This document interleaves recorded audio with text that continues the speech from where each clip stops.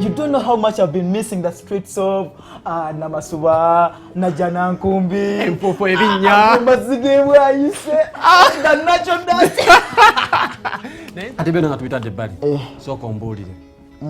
Muzungu muddugavu. Pardon me? Odetingani muzungu muddugavu.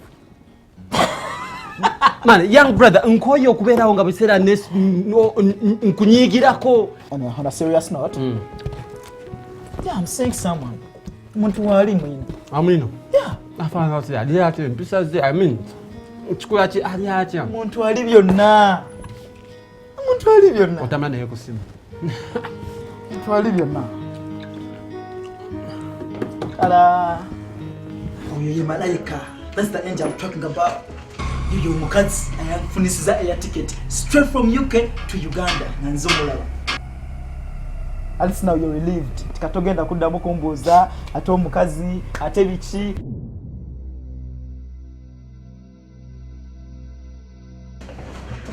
Bro, ngo wangu amangu ako okawatsappinze. She's a woman I'm dating now. Stop joking.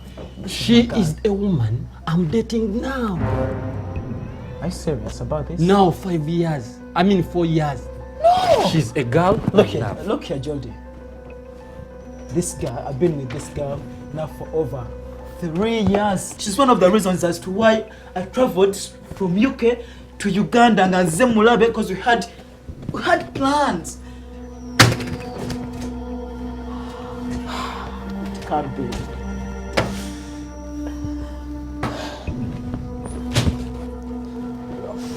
Oh, my time. My air ticket that I've wasted. Atuzanya. No. You're my big brother. I love you so much. You've always been there for me, and nothing I can do much than this. I know how much you love this girl. Mwalo tomagala? Mbadde. Okay. Then sigala ngo mwagala because ze mukulekede. Omwesambye. Nze ntwala omuyaye. No, that wasn't my point, but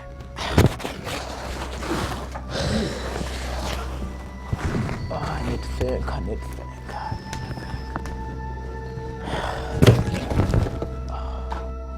So disappointed. Tumukubire. Yeah. Talking about Mukubira. Okay, let's do this. Go Mukubire. Mukubire on my appointment. Mugamba jakusange wana. Hey Joe, come on. Let's give it a try. Let's try it out. You never know it might work. Let's give it a try. Mukubire take a proud speak.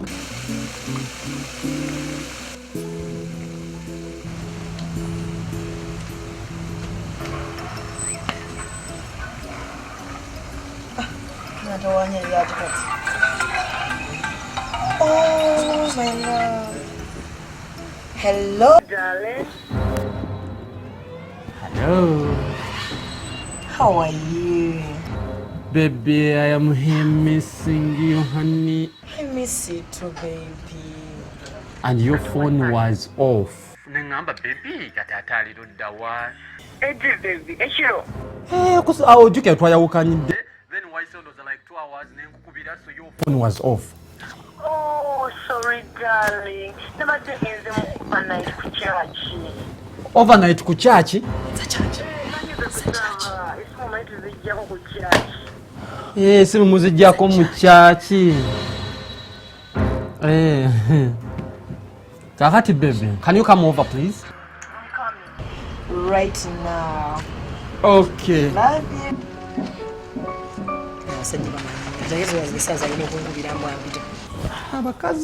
Girls, I've spent my money nga nyamba omusege guno okitegeera.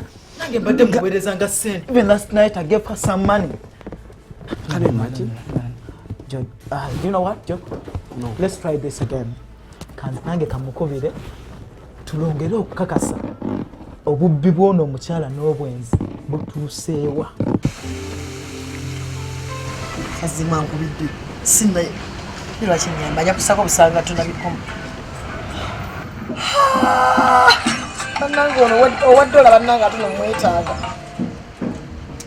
Hello, darling. Oh, yes, dear. How are you? I'm good. How are you, dear?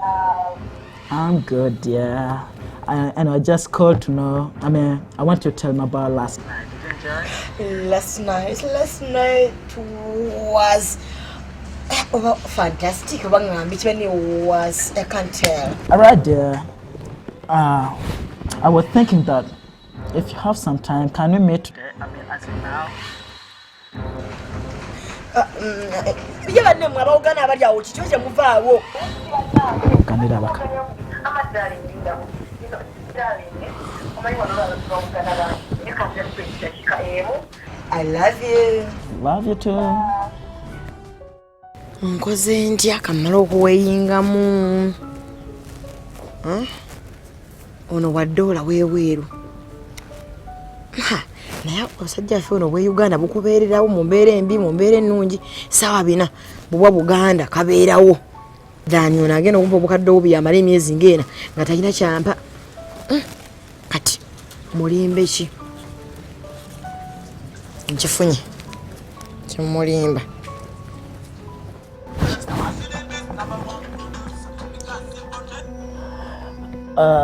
Yes, dear.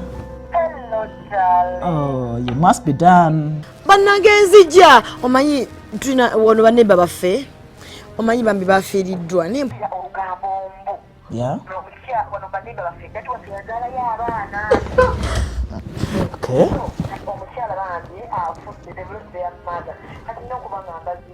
mene kati mbadde nsaba mpeeze kozi transport wameka aliyeti etaano enaano ezokulya mu kkubo Yeah. Some money? Okay, look. Right now, seeing our any exchanged money, his shillings. I'm so sorry, dear. Okay.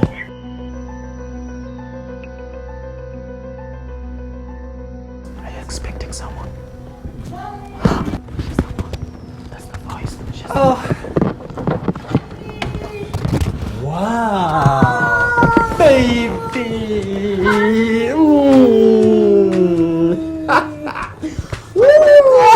My God.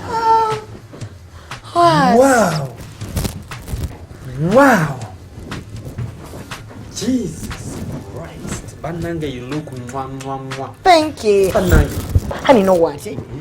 Kuletea akayimba kenjagala ennyo njatuwulizemu nga tulize. Do you have the CD here or what? Can you see? Love, all the way. Omusama okunjakira nange.